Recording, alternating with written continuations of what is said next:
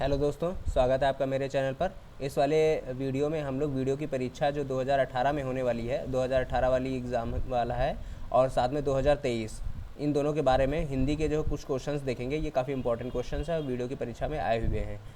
तो चलिए शुरू करते हैं। निम्न में से कौन सा शब्द पुल्लिंग है? इसमें से शब्द बताना है कौन सा पुल्लिंग है। दया, माया, भाषा, आभार। देखिए जो शब्द हैं, एक तो एक तरीका है कि आप जो है अकारांत और आकारांत, इकारांत और इकारांत ये सब याद करिए। दूसरा एक सिंपल तरीका ये है कि इस शब्द को अपने वाक्य में प्रयोग करिए। जैसे कि दया आती है, ये हो गया स्त्रीलिंग। माया आती है और भाषा अच्छी है, या आपका आभार, आपका आभार, तो यही वाला शब्द कौन सा हो जाएगा? पुल्लिंग हो जाएगा। ये वाला ऑप्शन क्या हो जाएगा? सही हो जाएगा। तो नेक्स्ट क्वेश्चन देखते हैं। निम्न में कौन सा शब्द पुल्लिंग है? इसी तरह देखिए, दया, जैसे कि पक्षियों पर दया आई, माया, भाषा। अच्छा, ये वाला क्वेश्चन तो रिपीट हो गया। चलिए अगला क्वेश्चन देख लेते हैं। निम्न में कौन सा शब्द पुल्लिंग है? आशा, कष्ट, क्षमा, सेना। जैसे सेना आई, हिमायू की सेना आई, स्त्रीलिंग हो गया।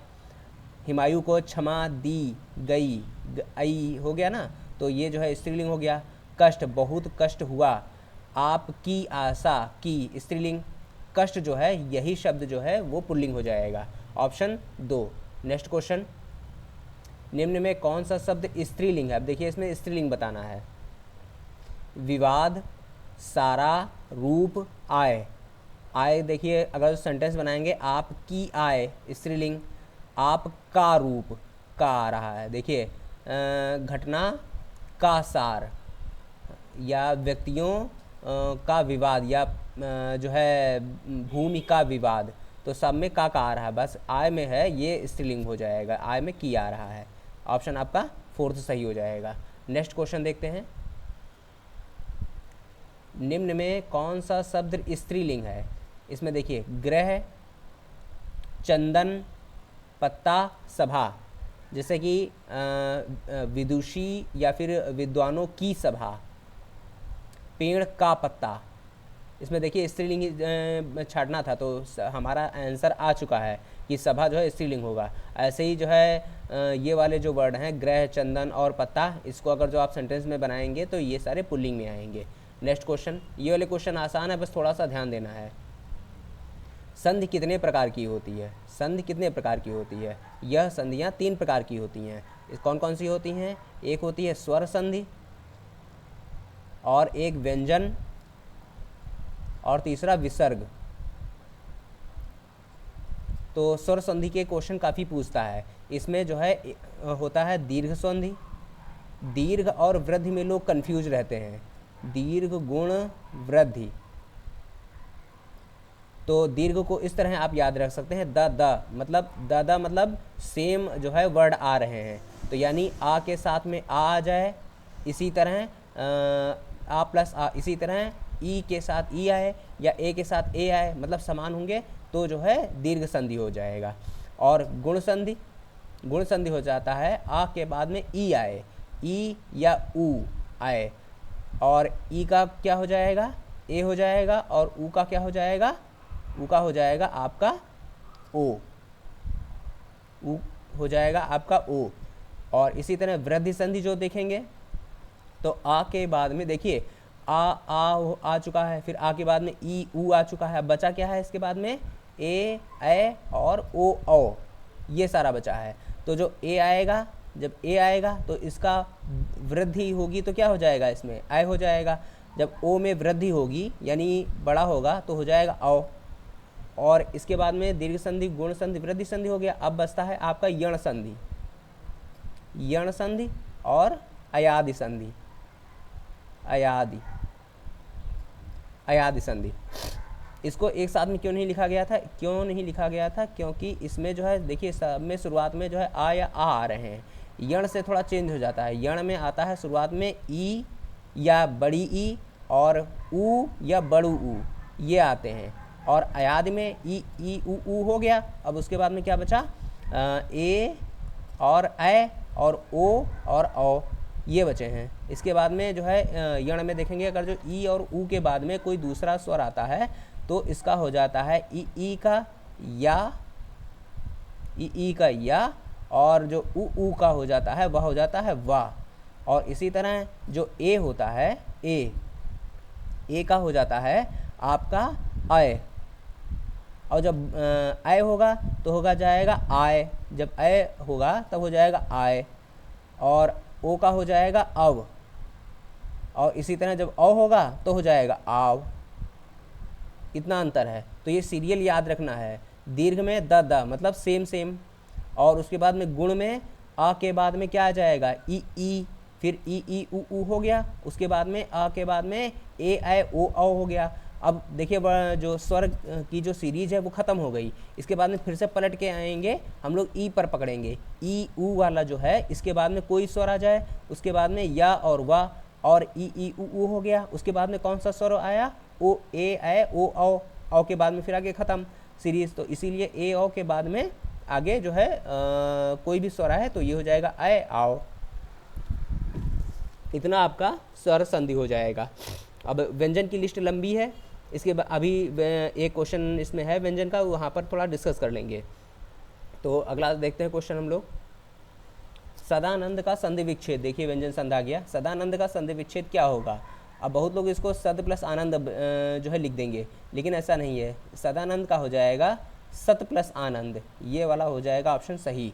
इसमें व्यंजन संधि है। इसका एक तो टा का नियम ये है कि जब जो है जो वर्णमाला आप देखेंगे, जो प्रथम वर्ग, सेकंड, थर्ड, फोर्थ, ये जो कॉलम आते हैं इसमें का, चा और टा, ता, पा, अगर जो इसके बाद में कोई थर्ड वर्ग का, थर्ड वर्ग मतलब गा, जैसे खा जो है वो सेकंड में आ जाएगा, तो ये वाला नहीं, केवल थर्ड वाला। थर्ड वाला जो है कॉलम या तो फोर्थ वाला कॉलम आ जाए या तो अंतस्थ आ जाए। अंतस्थ वर्ण कौन कौन से होते हैं? या, रा, ला और वाह, ये अंतस्थ वर्ण होते हैं ना। तो ये सारे वर्ण आ जाते हैं अगर जो इसके बाद में चा, छा, टा, ता और इनके बाद में, तो ये जो है अपने वर्ग का तृतीय में परिवर्तित हो जाता है, थर्ड में। यानी का क्या हो जाएगा? थर्ड गा। चा का थर्ड क्या हो जाएगा? चा, छा, जा। टा का वर्ग तृतीय का क्या हो जाएगा? टा, ठा, डा। ता का तृतीय वर्ग क्या हो जाएगा? ता, था, दा। इसी तरह पा का पा, फा, मा, पा, फा, मा। अब देखिए जो ता है इसके बाद में आ आया हुआ है, यानी जो है ये स्वर है। हाँ, इसमें ये भी देख लीजिए, इसमें आ या आ जाए, ये भी ऐड होते हैं। तो ता का किस में कन्वर्ट हो जाएगा? दा में, थर्ड में। इसी तरह हो गया सदानंद, जो आ की मात्रा थी बड़ा वाली, ये वाली आ गई, तो ये वाला हो गया आंसर। अगला क्वेश्चन देखेंगे हम लोग। पुस्तकालय में कौन सी संधि है? पुस्तकालय में पुस्तक, देखिए पुस्तक प्लस आलय, आलय। अब देखिए का जो है, जैसे ये जो है थोड़ा वर्ड तोड़ने को भी आता है कि इसमें हो जाएगा का और आ, ऐसे लिखा जाता है इसको, और इसको प्लस आ ऐसे लिखा जाएगा, लास्ट वाला जो वर्ण है ये। तो इसमें देखिए कौन से वर्ण आए हैं? बराबर आए हैं, यानी द आए हैं, यानी कौन सी हो जाएगी? दीर्घ संधि। दीर्घ संधि द सेम, तो दीर्घ संधि। इसमें कौन सा आंसर हो जाएगा? ऑप्शन 1। Next question. अभी प्लस उदय की संधि कीजिए। अब देखिए अभी लास्ट में क्या आ रहा है? ई और उदय ऊ। अब देखिए कौन कौन से थे? दीर्घ, सबसे पहले कौन सा था? दीर्घ संधि।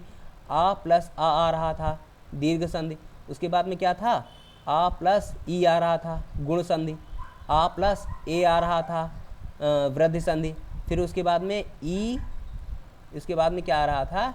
ई आ रहा था, ई प्लस कोई स्वर, यानी आ, ई या ऊ, कोई स्वर आ रहा था, तब हो जा रहा था इसका या। और इसी तरह ऊ। अब देखिए इसमें देखो बड़ी ई आ गया, बड़ी ई के बाद में कोई दूसरा स्वर है, तो ये वाली कौन सी संधि हो जाएगी? गुण संधि। तो ई का किस में कन्वर्ट हो रहा था? या में, या में कन्वर्ट हो रहा था। तो अब देखिए अभी आ और भा तो आधा, क्योंकि मात्रा जो थी ई की वैल्यू वाली निकल गई, देखिए फिर वहीं पर इसको अगर जो इसमें तोड़ेंगे अभी को तो हो जाएगा भा आधी और प्लस ई, इस तरह से। और ई जो है ख़त्म कर रहे हैं तो भा तो आधी ही बची ना। ये कई बार लोग कंफ्यूज हो जाते हैं, ये तो देखने में आसान है, और कई बार जो कुछ शब्द आ जाते हैं जिसमें पूरा इस तरह लिखा होता है तो लोग उसको कंफ्यूज हो जाते हैं। तो जो है इस तरह से भा आधी हो गई। अब उसके बाद में आपका बचा ई का क्या हो गया, या हो गया। अब देखिए ऊ जो है, ऊ की मात्रा लग जाएगी, ऊ की मात्रा लग गई, और दय, अभ्युदय। शुद्ध अशुद्ध वर्ड में कई बार दे देता है अभ्योदय, अभ्योदय शुद्ध अशुद्ध वर्ड में दे देता है। तो ये थोड़ा ध्यान रखना है कि कहाँ पर यो होगा, कहाँ पर ऊ होगा। जब ई है तो ई का कन्वर्जन हमेशा जो है या में ही होगा। तो अगला क्वेश्चन देखते हैं, यथा संभव में कौन सा समास है। यथा संभव, यथा यह जो है समास है अव्ययी भाव समास। जो अव्ययी भाव समास होते हैं, अव्ययी भाव समास में कौन कौन से वर्ड यूज होते हैं। इसमें वर्ड यूज होते हैं यथा, तो आ ही गया, एक भर, एक प्रत्येक वाला जो है प्रति, प्रति, आ भी, इस तरह के जो वर्ड होते हैं जो अव्यय होते हैं। अव्यय मतलब जो शब्द जो है खुद का अर्थ नहीं होता है, लेकिन जब दूसरे शब्दों के साथ यूज होते हैं तब उनका अर्थ होता है। और साथ में ये अविकारी शब्द भी होते हैं, अर्थात इनमें जो है लिंग वचन कारक के अनुसार जो है परिवर्तन नहीं होता है। तो ये सारे शब्द जो होते हैं वो अव्यय होते हैं। अव्ययी भाव समास की एक खासियत ये भी होती है कि जो इसमें तो प्रथम पद जैसे ऐसे होता है ना, प्रथम पद और सेकंड पद, तो इसमें जो प्रथम पद रहता है यह जो है अव्यय रहता है, ये तो बात स्पष्ट हो गई। और यह प्रधान रहता है, प्रथम पद प्रधान रहता है। कुछ लोग कंफ्यूज हो जाते हैं कि ये तो अव्यय है, इसका कोई अर्थ निकल नहीं रहा, तो प्रधान कैसे हो गया। ये ऐसे हो गया जैसे कि आप लिखते हैं, मान लो प्रति प्लस उपकार, उपकार, प्रत्युपकार, प्रत्युपकार। अब देखिए इसमें कौन सी संधि है, ई और ऊ आया है, इसमें कौन सी हो जाएगी, यण संधि हो जाएगी। यण संधि में ई का या हो जाता है, देखिए यही हो गया। तो जैसे प्रति प्लस उपकार है, प्रत्युपकार हो गया। और ऐसे ही जो है प्रति प्लस व्यक्ति लिख दीजिए, प्रति प्लस एक लिख दीजिए, प्रति प्लस एक लिख दीजिए, एक। अब देखिए इसमें जो शुरुआत वाला वर्ण है प्रति, ये हमेशा आ रहा है। चेंज कौन हो रहा है, बाद वाला वर्ण, बाद वाला वर्ण बाद वाला शब्द जो है वो चेंज हो रहा है। जब बाद वाला शब्द चेंज हो रहा है, जो चेंज नहीं होगा यही आपका हो जाएगा प्रधान, यही हो जाएगा प्रधान, ये हो जाएगा गौण। इसलिए कहा जाता है कि जो प्रथम पद है वह प्रधान है। अव्ययी भाव समास में प्रथम पद प्रधान है। और दूसरा एक कर्मधारय समास होता है, कर्मधारय, कर्मधारय समास में जो सेकंड पद होता है, सेकंड पद वह प्रधान होता है। जैसे कि काल रात्रि, काल रात्रि, यह अव्ययी भाव समास है, इसमें जो सेकंड पद है वो प्रधान है। अब इसी तरह जो है जो द्वंद्व समास होता है, द्वंद्व समास में दोनों पद प्रधान होते हैं, दोनों पद प्रधान होते हैं। कैसे होते हैं, जैसे कि राम सीता है या सीता राम है, राम सीता है, तो इसमें जो है राम भी जो है प्रधान है और सीता भी प्रधान है, तो इसीलिए इसमें दोनों पद प्रधान होते हैं। अगला क्वेश्चन देखेंगे, परमेश्वर में कौन सा समास है। परमेश्वर में हो जाएगा परम और ईश्वर। परम है जो ईश्वर, परम ईश्वर। जो कर्मधारय समास होते हैं उनमें खासियत होती है कि इसमें उपमा और उपमेय का, या तो उपमा उपमेय और उपमान, उपमान उपमेय और उपमान का संबंध होता है, या तो इसमें विशेषण विशेष का संबंध होता है, विशेषण और विशेष्य का संबंध होता है। अब इसमें देखिए परम और ईश्वर है, वह जो है उपमा उपमेय का संबंध है, तो ये वाला आपका हो जाएगा कर्मधारय समास।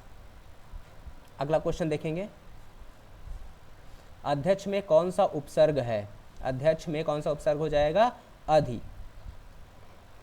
जो उपसर्ग होते हैं, उपसर्ग इसमें ये भी पूछता है कि यह कौन से प्रकार का उपसर्ग है।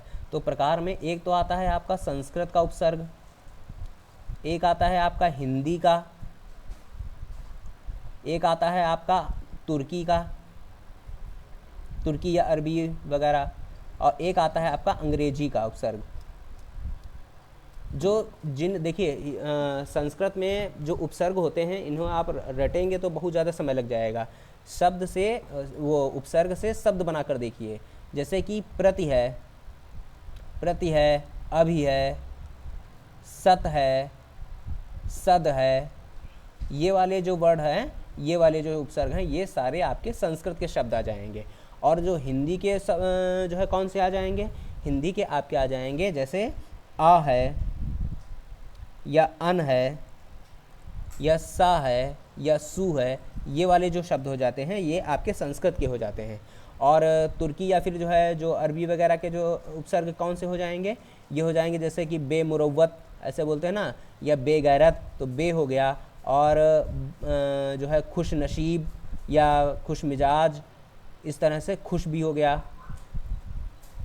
कुछ लोगों को लग रहा होगा कि ये जो खुश शब्द है वो तो हिंदी का है, लेकिन जो उपसर्ग अगर जो बात करेंगे तो यह जो है तुर्की का उपसर्ग है, क्योंकि खुश से जो है तुर्की वाले ही शब्द बनते हैं।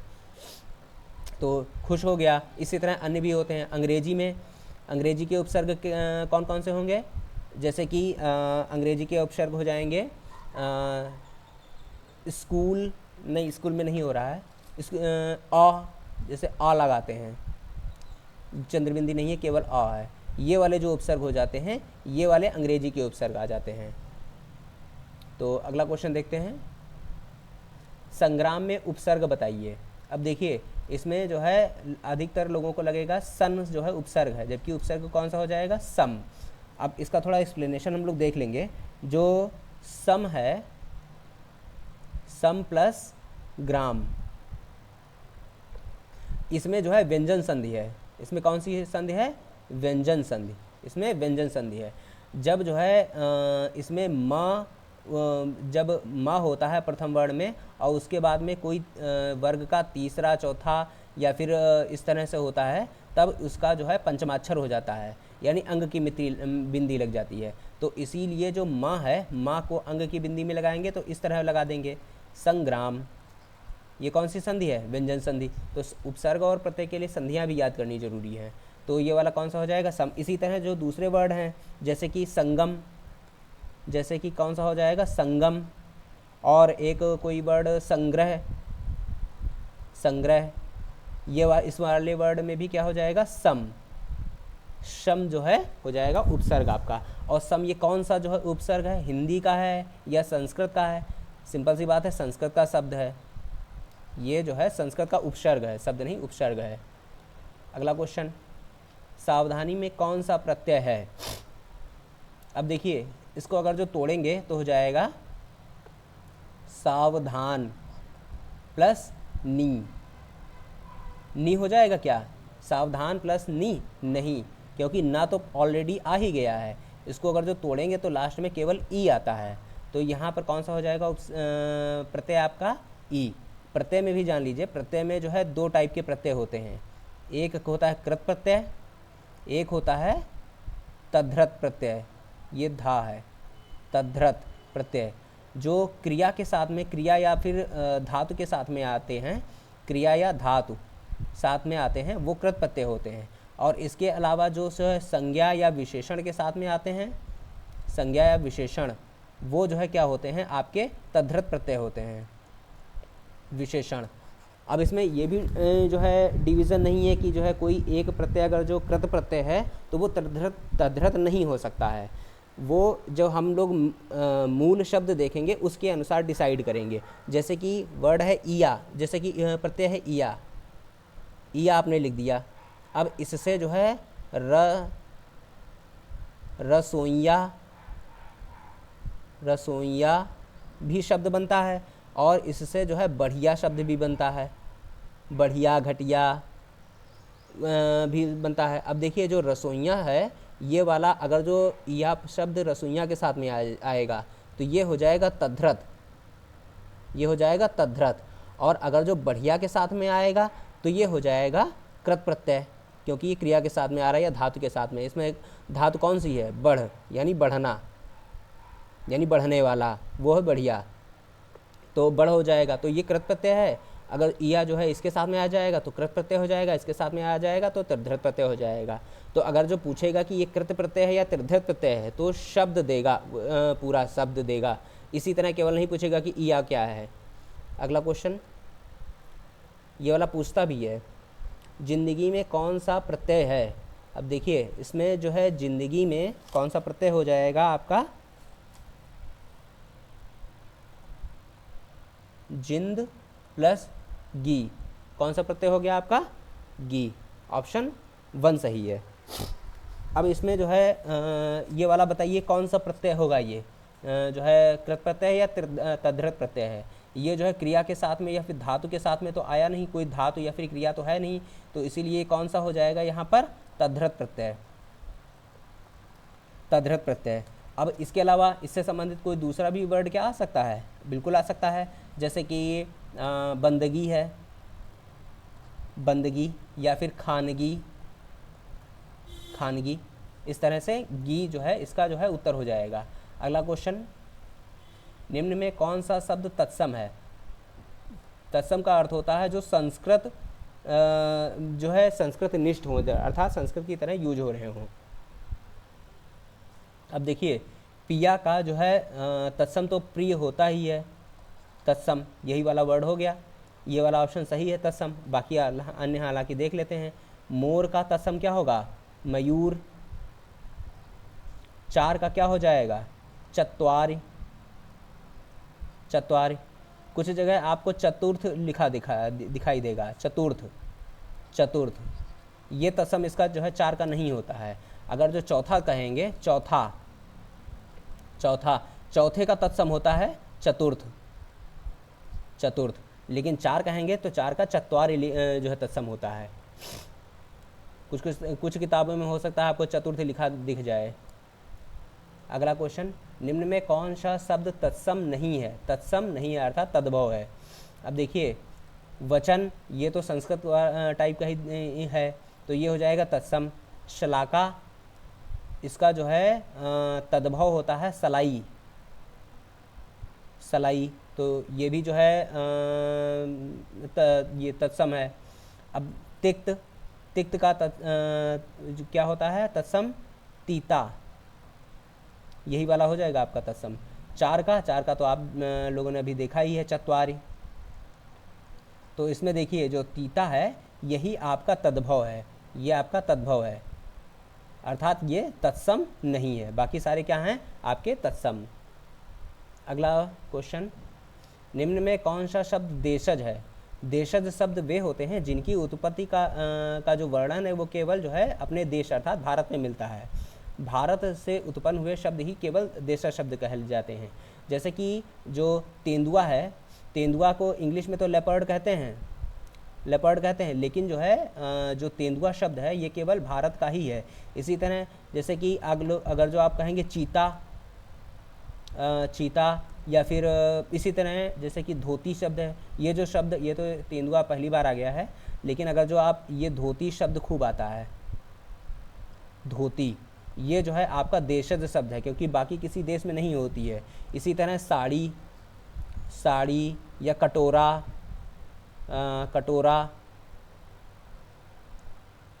कटोरा के बाद लोटा, बेलवा, थरिया, चमचा, इस तरह के जो इतने वर्ड होते हैं सारे जो है देशज ही हैं, बाकी दूसरे देशों में नहीं पाए जाते हैं। और जूता भी जो है देशज शब्द है। जो रिक्शा शब्द है यह जो है जापान से ओरिजिनेट हुआ है, यह जो है जापान से ओरिजिनेट हुआ है। और जो नव शब्द है ये तो संस्कृत का है। जो संस्कृत, नव का अर्थ क्या होता है? नवीन, नया, ये तो संस्कृत का है, तो ये तो हमारे देश का है ही है। तो बचता है विदेशज में केवल रिक्शा, यही वाला ऑप्शन आपका सही हो जाएगा, ये वाला नहीं है, ये वाला ऑप्शन आपका सही हो जाएगा। अगला क्वेश्चन, गाय कौन सी संज्ञा है? गाय कौन सी संज्ञा है? पहले हम लोग देख लेते हैं संज्ञा। संज्ञा के जो है 5 भेद होते हैं। एक होता है कौन सा? व्यक्तिवाचक, व्यक्तिवाचक, जातिवाचक, भाववाचक, भाववाचक, द्रव्यवाचक, और एक बचता है आपका समूहवाचक। व्यक्तिवाचक और जातिवाचक में जो है कन्फ्यूजन होता है, यहीं से क्वेश्चन आते हैं। जैसे कि आप कह दो कि गंगा, गंगा तो व्यक्तिवाचक है, लेकिन जब आप नदी कहोगे तो नदी में बहुत सारी आ जाएंगी नदियाँ, जब बहुत सारी आ जाती हैं तब उसे जाति कहते हैं। तो नदी जो है वह जातिवाचक संज्ञा है, गंगा व्यक्तिवाचक। इसी तरह अगर जो कह दो आप शिव और एक तरफ कह दो देवता, तो जो देवता है वो जातिवाचक है और जो शिव है वो व्यक्तिवाचक है। इसी तरह भाववाचक जिसमें भावना टाइप की भरी हो, जैसे कि घबराहट, घबराहट, तो ये वाला कौन सा हो गया, भाववाचक। इसी तरह द्रव्यवाचक जिसमें द्रव्य का अर्थ होता है मैटर, जिसमें मैटर हो, जैसे कि सोना, सोना चांदी, मतलब कुछ भी, राशन। समूह, समूह जो है ग्रुप में हो, जैसे कि गुच्छा, जैसे चाबी का गुच्छा होता है ना, गुच्छा, या सभा, समूह, दल, समूह, दल, समूह, दल, इस तरह के जो शब्द होते हैं ये सारे, समूह में तो समूह आ ही गया, तो ये सारे शब्द क्या हो जाते हैं, ये समूहवाचक संज्ञा हो जाते हैं। अब देखिए जो गाय है, गाय तो कोई भी हो सकती है, तो जो गाय होता है वो आ जाएगा आपका जातिवाचक संज्ञा में। लेकिन अगर जो हम कह देंगे कामधेनु, कामधेनु गाय, तब क्या आ जाएगा, व्यक्तिवाचक संज्ञा में। तो ये वाला कौन सा हो जाएगा, जातिवाचक संज्ञा, ये ऑप्शन सही हो जाएगा। अगला क्वेश्चन, निम्न में कौन सा विकल्प भाववाचक संज्ञा है। देखिए भाववाचक संज्ञा कौन सी हो जाएगी, दिल्ली, लड़का, मोहन, बीमारी। अब देखिए भाववाचक संज्ञा में बीमारी जो है ये आपका भाव है, ये वाला ऑप्शन सही हो जाएगा। बाकी का देख लेते हैं, जैसे कि अगर जो कहा जाए शहर, शहर, तो ये जातिवाचक संज्ञा है। लेकिन अगर जो कह दिया जाए दिल्ली, तो ये क्या हो जाएगा, व्यक्तिवाचक, तो ये व्यक्तिवाचक संज्ञा है। लड़का इसी तरह क्या हो गया, जातिवाचक संज्ञा हो जाएगा। मोहन क्या हो जाएगा, व्यक्तिवाचक संज्ञा। बीमारी क्या हो जाएगा, भाववाचक संज्ञा। नेक्स्ट क्वेश्चन देखते हैं हम लोग, हिंदी में कुल कितने सर्वनाम हैं। हिंदी में कुल कितने सर्वनाम हैं।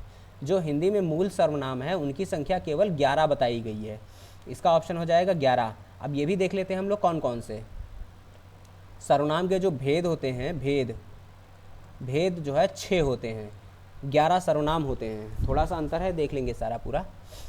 तो जो 11 सर्वनाम है, पहले इसको हम लोग थोड़ा कैटेगराइज कर लेते हैं। इसमें एक आता है आपका सबसे पहले मैं,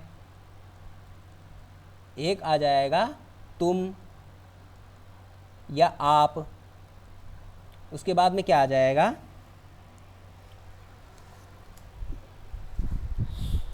इसके बाद में आपका आ जाएगा यह, वह, और फिर आ जाता है क्या, कौन, और फिर उसके बाद में आता है कोई, कुछ।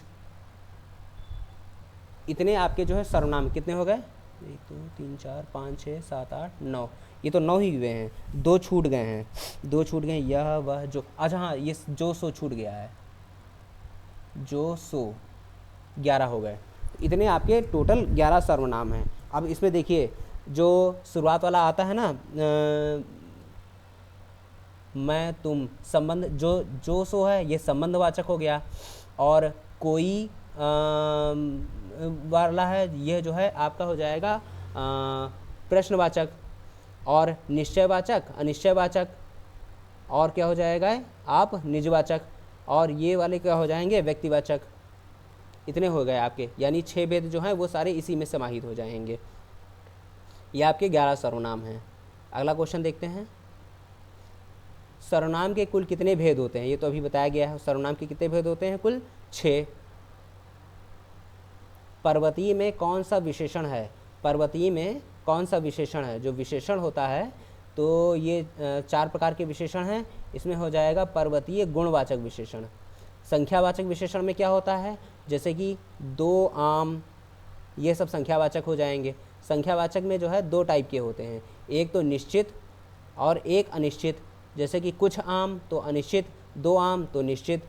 ऐसी तरह परिमाणवाचक, और इसी तरह सर्वनामिक विशेषण, यह किताब अच्छी है। अब इसमें आपको कमेंट करके बताना है, अच्छी है, इसमें आपको कमेंट करके बताना है कि इसमें सर्वनामिक विशेषण कौन सा हो जाएगा। अगला क्वेश्चन, निम्न में कौन सा शब्द विशेषण है? इसमें विशेषण आपको शब्द बताना है। आगरा तो संज्ञा हो गया, और कौन सी संज्ञा होगी? व्यक्तिवाचक संज्ञा। चमकीला जो शब्द है यह जो है विशेषण है, क्योंकि यह विशेषता बताता है, जैसे चमकीला हीरा या चमकीला सोना या चमकीली अंगूठी, इस तरह से। अगला क्वेश्चन, जो शब्द संज्ञा की विशेषता बताते हैं उन्हें क्या कहते हैं? जो शब्द संज्ञा की विशेषता बताते हैं उन्हें विशेषण कहते हैं। संज्ञा या सर्वनाम की भी विशेषता बताते हैं उन्हें विशेषण कहते हैं। राम सो रहा है, इस वाक्य में कौन सी क्रिया है? इसमें कौन सी क्रिया है? इसमें देखिए, अगर जो राम सो रहा है तो इसमें कर्म क्या उपस्थित है? ये हो गया कर्ता, ये हो गया क्रिया, और ये हो गई सहायक क्रिया। अब इसमें कर्म कहाँ आया? कर्म आया ही नहीं, तो ये कौन सी हो जाएगी? अकर्मक क्रिया। जैसे कि राम खाता है, और एक है राम खाना खाता है, खाना खाता है। तो इसमें देखिए, इसमें कर्म है नहीं, इसमें कर्म है खाना, यही कर्म है, तो ये क्या हो जाएगी? सकर्मक क्रिया, सकर्मक।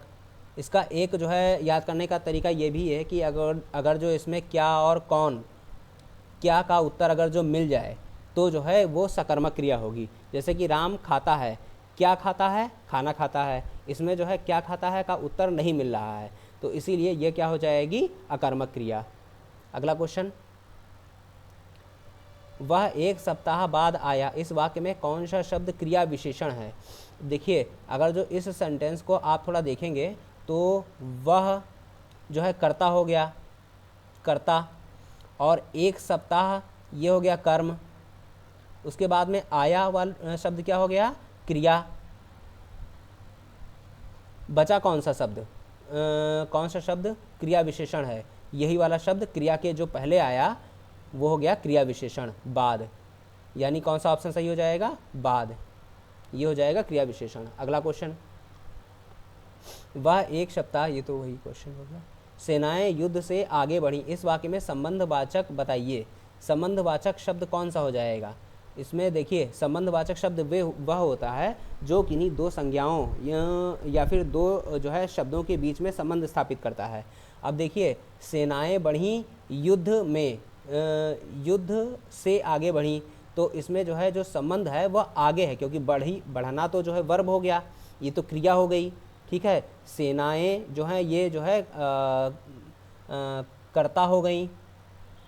ठीक, अब बचता है युद्ध से और आगे, जो आगे शब्द है यही आपका संबंधवाचक है। ये हो गया आपका ऑप्शन 3। अगला, वह आया और मैं गया, वाक्य में समुच्चय बोधक शब्द बताइए। समुच्चय बोधक वो शब्द होता है जो किन्हीं दो सेंटेंसेस को या वाक्यों को जोड़ता है। वह आया और मैं गया, इसमें जो है जोड़ कौन रहा है? यह जो है और जोड़ रहा है।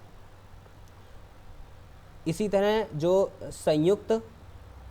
संयुक्त और मिश्रित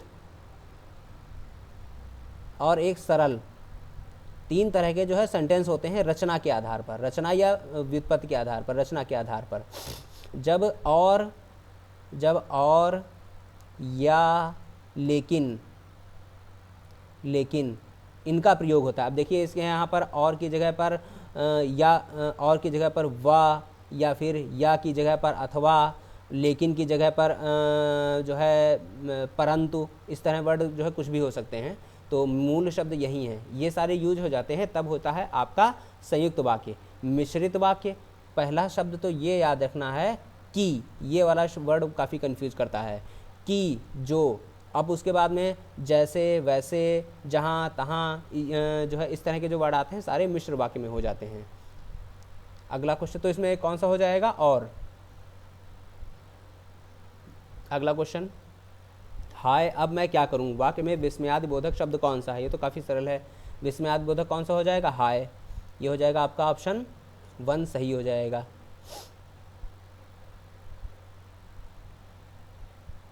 कौन सा शब्द अनीक का पर्यायवाची है? अनीक का पर्यायवाची, जो अनीक शब्द होता है इसका अर्थ होता है सेना। अगला क्वेश्चन, कपड़ा का पर्याय बताइए। कपड़ा का हो जाता है वसन। वासन जो शब्द होता है, वासन, वासन का अर्थ होता है बर्तन, तो ध्यान रखना है। अगला क्वेश्चन, आकाश का विलोम बताइए। आकाश का क्या हो जाएगा? पाताल। पृथ्वी का विलोम शब्द ज्ञात करिए। पृथ्वी का क्या हो जाएगा? आकाश। देखिए यहाँ पर थोड़ा ये है, जैसे कि जब आप आकाश में बैठो, यहाँ पर है आकाश, ठीक, यहाँ पर है पृथ्वी, और पृथ्वी के नीचे क्या होता है? पाताल। पाताल। जब आकाश का विलोम होगा, जब आप आकाश पे बैठे होंगे तो सबसे नीचे चीज़ आपको कौन सी दिखेगी? पाताल। तो आकाश का विलोम होता है पाताल। लेकिन जब पृथ्वी वाला देखेंगे, अगर जो आप पृथ्वी पर बैठे हैं तो जब आप ऊपर देखेंगे तो सबसे ऊपर आपको क्या दिखेगा? आकाश। तो पृथ्वी का विलोम आकाश होता है, लेकिन आकाश का विलोम पृथ्वी नहीं, पाताल होता है। अगर जो ऑप्शन में पाताल नहीं है तब हम पृथ्वी लगाएंगे, अगर जो उसमें पाताल और पृथ्वी दोनों दिया है तो हमेशा पाताल ही लगाएंगे। कॉन्सेप्ट यही है कि पृथ्वी से ऊपर देखने पर आकाश ही दिखेगा, आकाश से ऊपर देखने पर पृथ्वी दिखेगी, लेकिन पृथ्वी से भी नीचे आपको पाताल दिखेगा। तो इसीलिए आकाश का अपोजिट पाताल, लेकिन पृथ्वी का अपोजिट आकाश, और पाताल का भी अपोजिट आकाश ही होता है। अगला क्वेश्चन, अभय और उभय युग्म का सही अर्थ छांटिए। अभय, अ प्लस भय, आ का मतलब होता है नहीं, जो न डरे, हो गया अभय। और उभय, उ का मतलब होता है दोनों, दोनों, जो दोनों जगह हो, वो होता है उभय। जैसे उभयचर, जैसे उभयचर, उभयनिष्ठ, उभयनिष्ठ जो दोनों में हो, उभयनिष्ठ। तो ये क्या हो जाएगा? अभय मतलब निर्भय और उभय मतलब दोनों। ये वाला ऑप्शन क्या हो जाएगा? सही हो जाएगा। अगला क्वेश्चन, अली और अली, अली और अली युग्म का सही अर्थ क्या हो जाएगा? जो अली शब्द होता है वह होता है भंवरा, और अली होता है सखी। ये वाला ऑप्शन आपका सही हो जाएगा। अगला क्वेश्चन, कौन सा शब्द शुद्ध है? शुद्ध कौन सा शब्द हो जाएगा? जो 46 लिखा जाता है वो इस तरह लिखा जाता है, 46।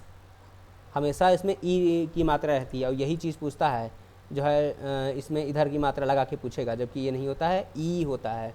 तो 46 ये तो गलत हो गया, 46 ये भी गलत हो गया। ये वाला ऑप्शन आपका सही हो जाएगा, 46। अगला क्वेश्चन देखेंगे, उपसर्ग किसे कहते हैं? जो उपसर्ग जो है शब्द के शुरुआत में आए, किसी शब्द से के आगे जुड़ता है, वह होता है उपसर्ग आपका। और वही उपसर्ग जो है कौन कौन से होते हैं? संस्कृत, हिंदी, और उर्दू, फारसी या तुर्की, और फिर अंग्रेजी। अगला क्वेश्चन देखेंगे, निम्न में शुद्ध शब्द बताइए। उज्ज्वलन, उज्ज्वल, उज्ज्वलन, उज्जल। ये वाला ऑप्शन आपका जो पहला है ये आपका सही हो जाएगा। यहाँ पर बहुत लोगों को कन्फ्यूजन होता है।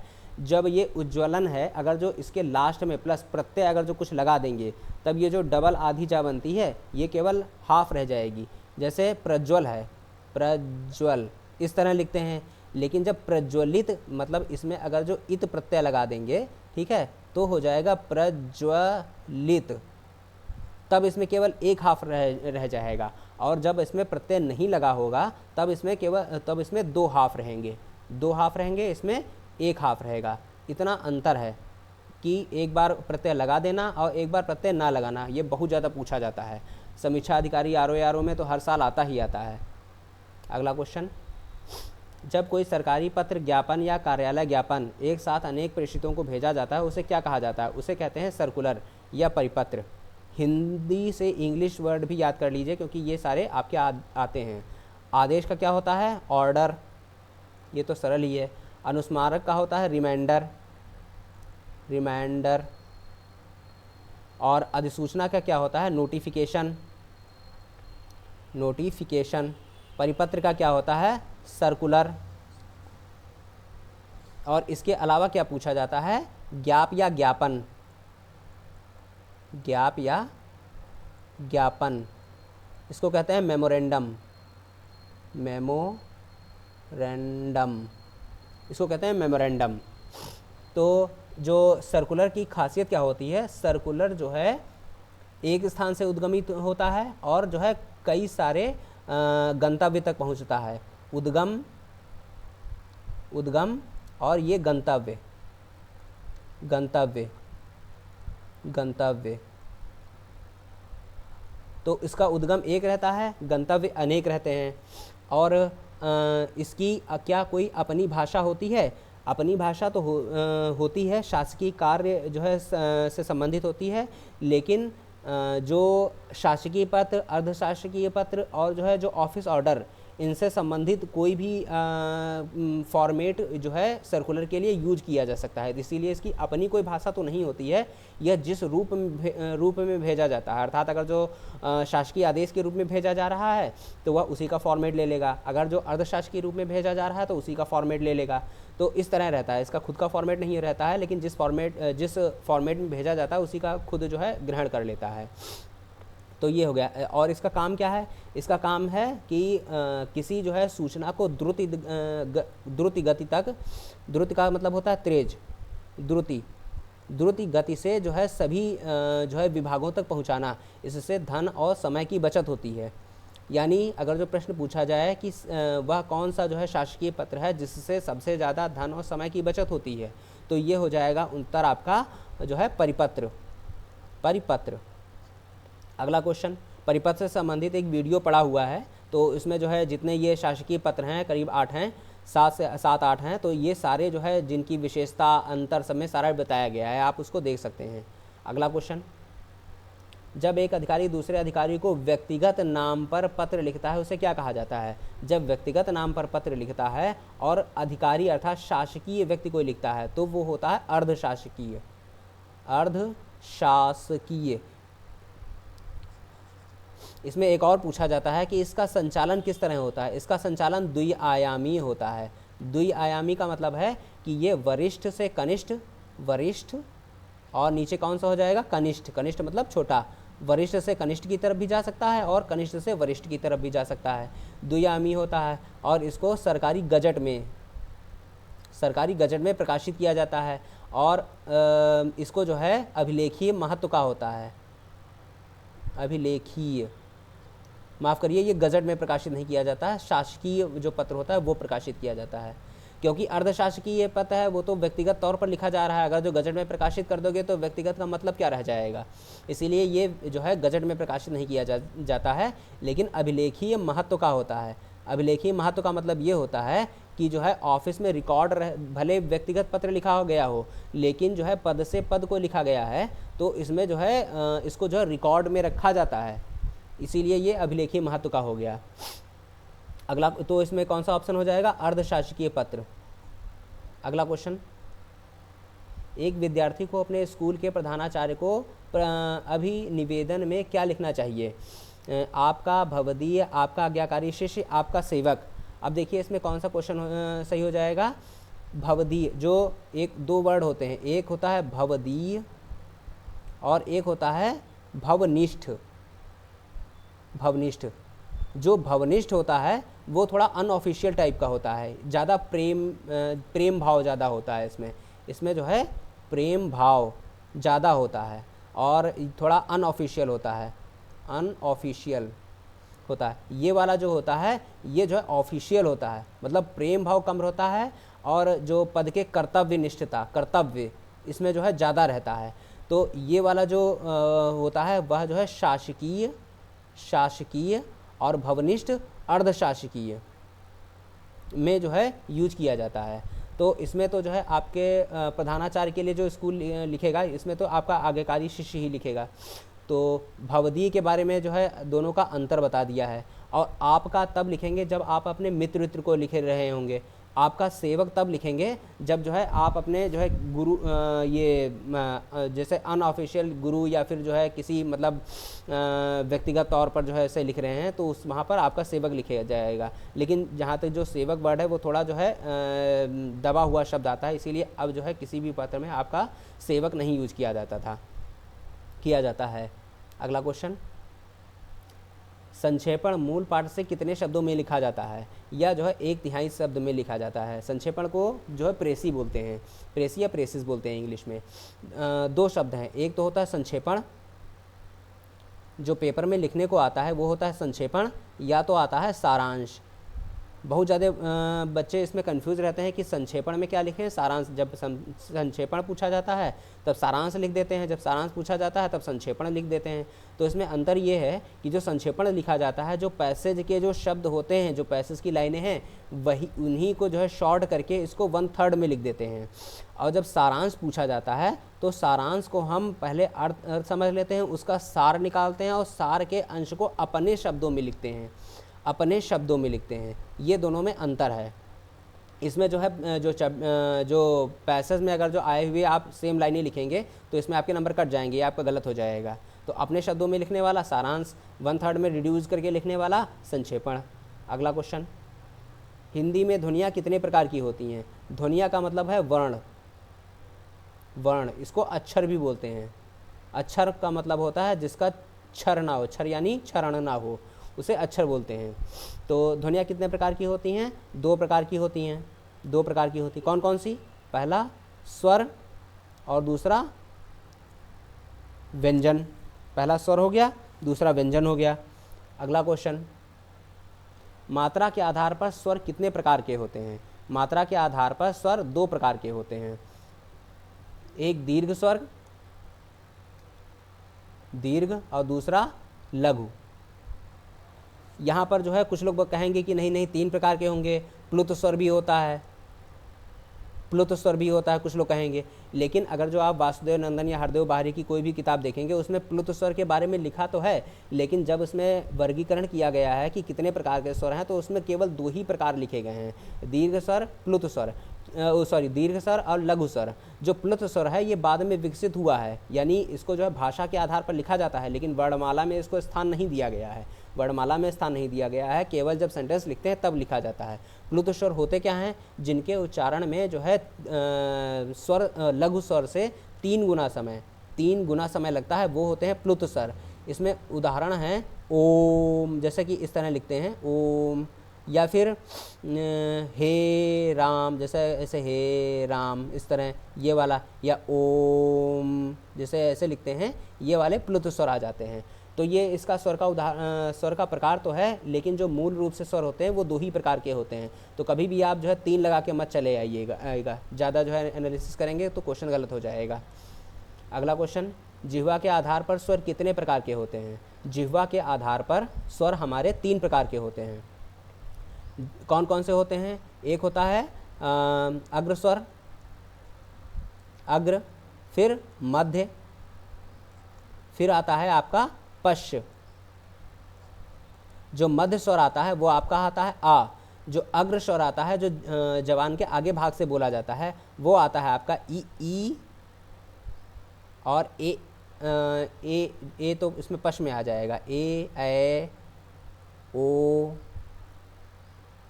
औ आ और आ, ये इंग्लिश वाला ये। और जितने बचा कौन सा? ई उ, ये जो है आपके अग्र स्वर में आ जाएंगे।